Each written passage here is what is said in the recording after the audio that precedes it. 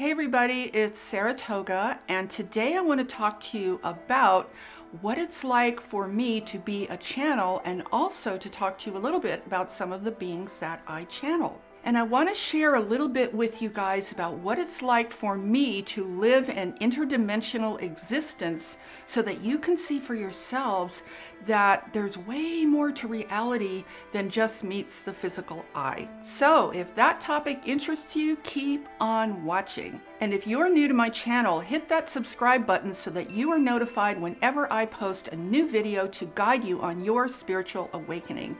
So as you may know, if you've watched some of my other videos, I am a walk-in, but I'm also what is known as a full body channel. And what that means is that when I channel the beings that I channel, I completely leave my physical body, and one of them comes in and functions and speaks through this body as though it were their own. Now that did not just happen by accident. That was years in the making, a lot of planning, a lot of evolution that had to occur. So it's kind of a big deal. And I don't want you guys to think this is something that happens just like, instant soup. It literally, just to even get to the point where it could even begin, took years. And then it was quite a while to allow that to unfold. Now, I do want to add that I think this type of channeling is rare, and I don't do it very often. It's only under very special circumstances. But I want to talk about this today because I have a funny feeling I'm going to be posting here and there a few more channeled messages, such as the one I did recently with Archangel Michael. So let me tell you a little bit about the beings that I channel. Currently, I channel any one of 6 different beings, all of whom refer to themselves as a group as Telstar. Telstar is an interdimensional force of nature and evolution whose purpose it is to facilitate planetary, and in this case of Earth, human evolution back into our original state of oneness and omnipresent love. And Telstar is part of a much larger, I guess you could call it, consortium of, power, really, that goes by, for purposes of Earth, the initials IUCCEP, which stands for Inter-Universal Confederation of Communication and Evolutionary Processes.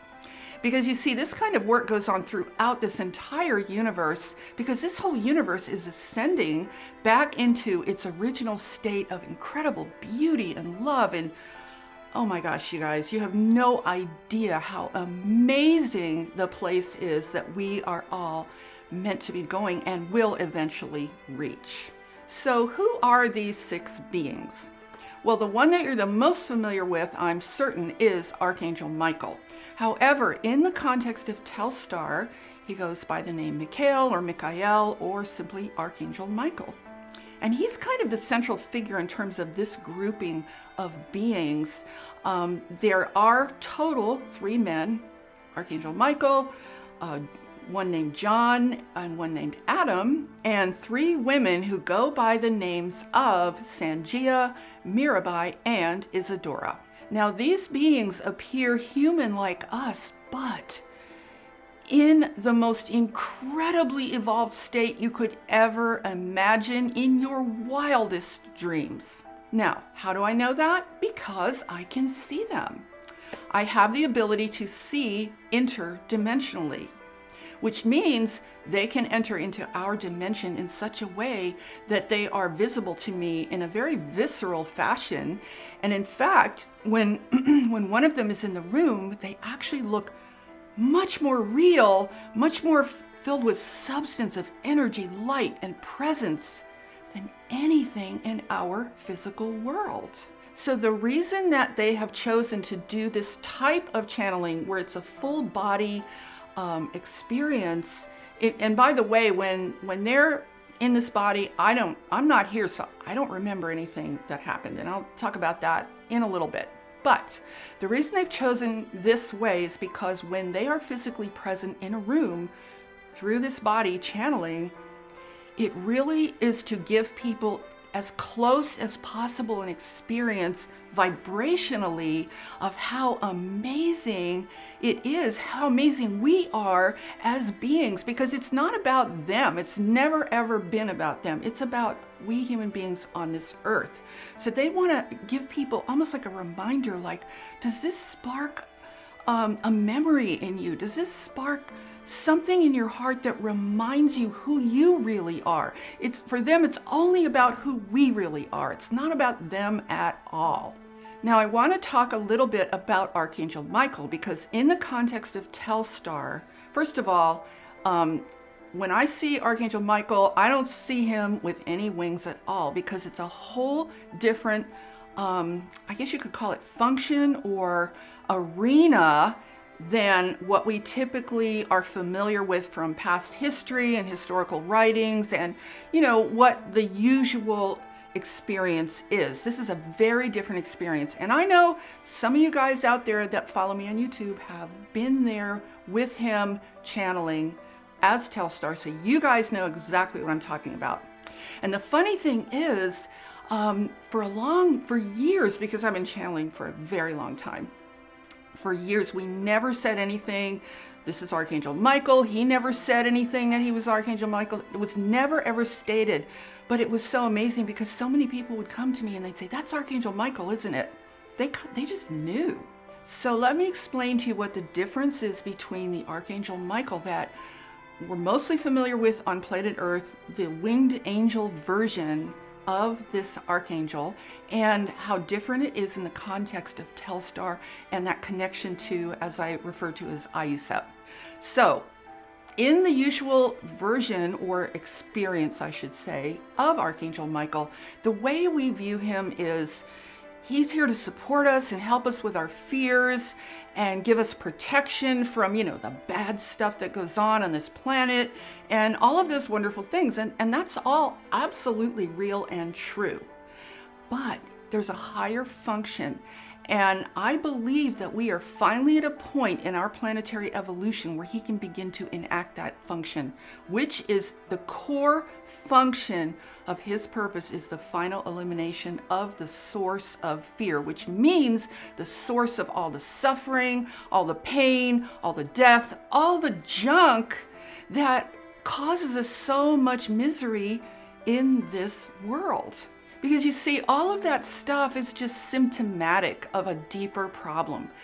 And we as humans, all we've ever tried to do is treat the symptoms, but on an evolutionary basis, there's no end to that. There's no end to getting rid of all these symptoms.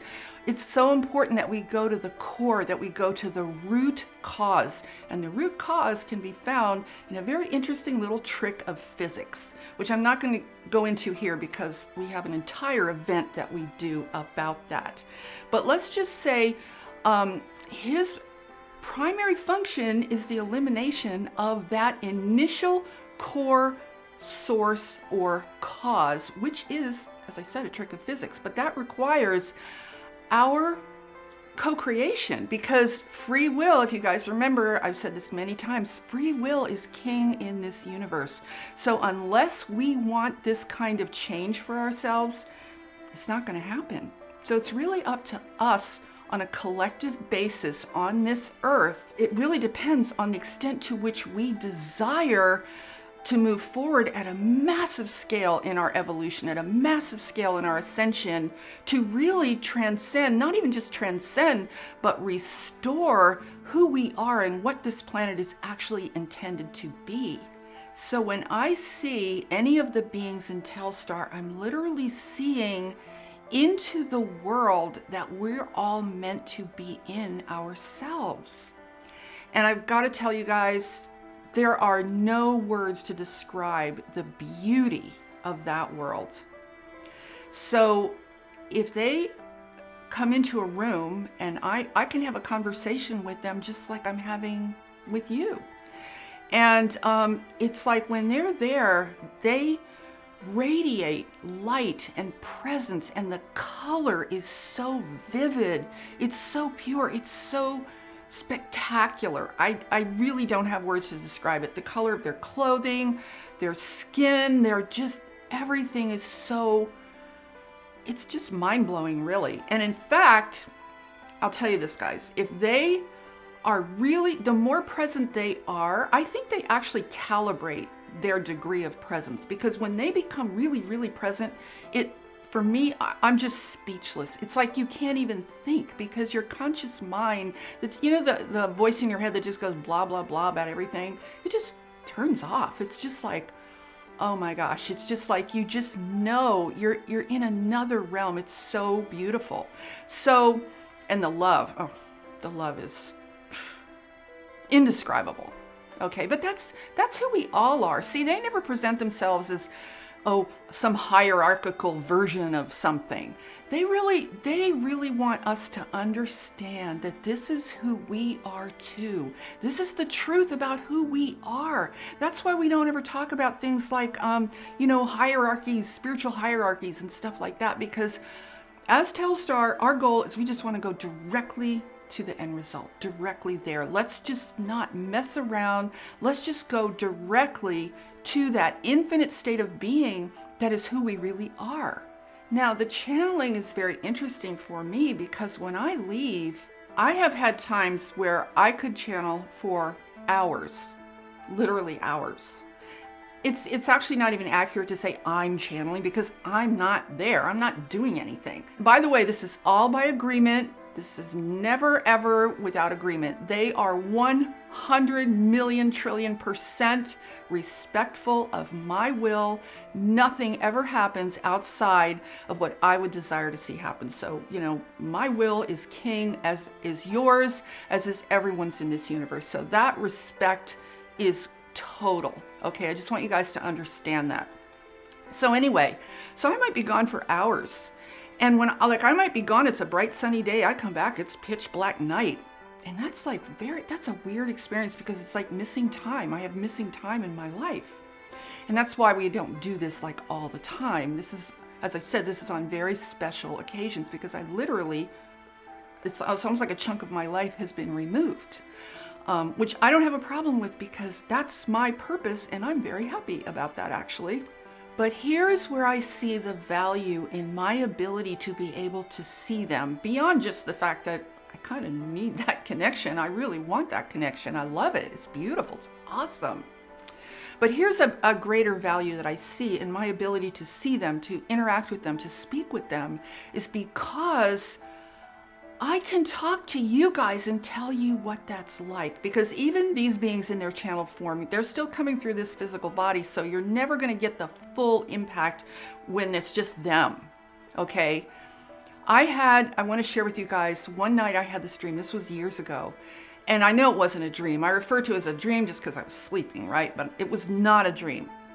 And in this dream, I was in this room. It almost looked like a temple of sorts. It was round, and there were these pillars, and there were steps that were going down to the center of this space. And I think I was sitting on one of the steps or standing. So Michael, Archangel Michael, this was not the Archangel with wings. This was just the being that I channeled, that I see myself. He comes around the corner, and oh my God, it was there's no way to describe the experience. There is a reality that is so, so powerful, that is so, we cannot ever describe it. We do not have reference points. There are 0 reference points. I do not care how wide your imagination is. There is no reference point that you will ever access through these physical brains that will tell you what that was like. In fact, it was so shocking, and it was all 100% positive. It was so powerful. The love, the light, the viscerality of it. I don't even know if that's a word, but I made it up if it isn't.